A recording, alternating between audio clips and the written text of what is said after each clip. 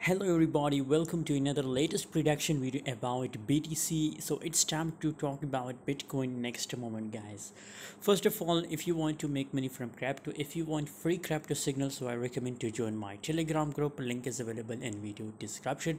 Recently I shared a signal about BTC that opened short position in BTC, and now see the price dumped to $29,000. And I also told you in my previous prediction video that it's necessary for BTC to test $28,000.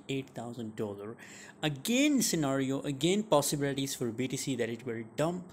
The next candle will be red, guys, because scenario that it will goes to 28,800, guys.